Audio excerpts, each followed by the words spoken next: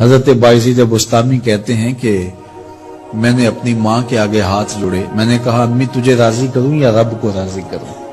تو اپنے حق مجھے معاف کر دے، اللہ کو میں راضی کر لیتا ہوں۔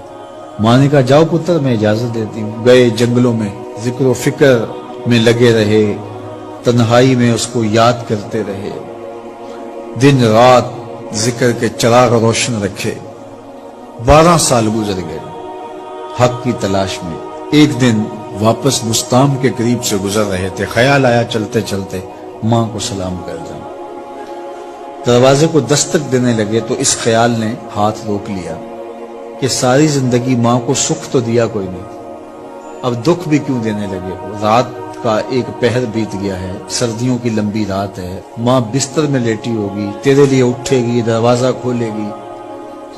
دروازے کے ساتھ ہی لگ کے بیٹھ گئے اور ساری رات کاٹ گئی اس خیال سے کہ ماں کو تکلیف نہ ہو۔ جب سحری کا وقت ہوا تو اندر سے جو نالی آتی تھی اس نالی سے پانی آیا، سمجھ گئے میری ماں تہجد کے لیے اٹھی ہے اور وضو کا پانی ہے، تو فوراً دروازے پہ دستک دی۔ اندر سے آواز آئی بیٹا بایزید میں ابھی آئی۔ مائیں بیٹوں کے دستک کے انداز سے جان لیتی ہیں یہ کس بیٹے کے ہاتھوں کا لمس ہے۔ 12 سال کے بعد آئے، دستک دی، کہا بیٹا بایزید میں ابھی آئی۔ ماں کی تو نگاہیں ہی دروازے پہ رہتی ہیں۔ اللہ اکبر۔ کہتے ہیں کہ ماں نے دروازہ کھولا، 12 سال جنگلوں کی خاک چھانتے بیت گئی تھی، پراگندہ صورت، بکھرے ہوئے بال، پھٹے ہوئے کپڑے۔ میری ماں کی جب نگاہ میرے پہ پڑی تو اس کی چشمان سے موٹے موٹے آنسو ٹپکنے لگے اور اس نے ایسے ہاتھ پھیلا کے کہا مالک میرا بیٹا بایزید تیری طلب میں نکلا تھا، تو نے ابھی تک اسے اپنا قرب نہیں دیا۔ حضرت بایزید بستامی کہتے ہیں 12 سال کی ریاستوں سے جو کچھ نہیں ملا تھا ماں کے اٹھے ہوئے ہاتھوں سے مل گیا۔ میں نے کہا مالک میں تجھے کہاں ڈھونڈ رہا ہوں، تو کہاں موجود ہے؟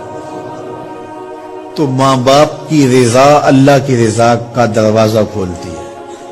جن لوگوں کے ماں باپ ناراض ہیں اور وہ جا کے پیر صاحب کی خدمت کرتے ہیں اور میاں ماں کے قدم چومو، باپ کی ٹانگیں دباؤ، ان کی خدمت کرو، تمہارے پہلے مرشد وہ ہیں، ان کو راضی کرو، پھر کسی شیخ کامل کی صحبت میں آنا، دیکھو کیسے دل کی بند کھڑکیاں کھلتی ہیں۔ ایک مرشد تو ناراض کر آئے اور دوسرے مرشد سے تمہیں کیا ملے گا؟ تو راستہ یہیں سے کھلے گا۔ والدین کو کبھی ناراض نہ کرو، والدین کو کبھی دکھ نہ دو، والدین کو کبھی تکلیف نہ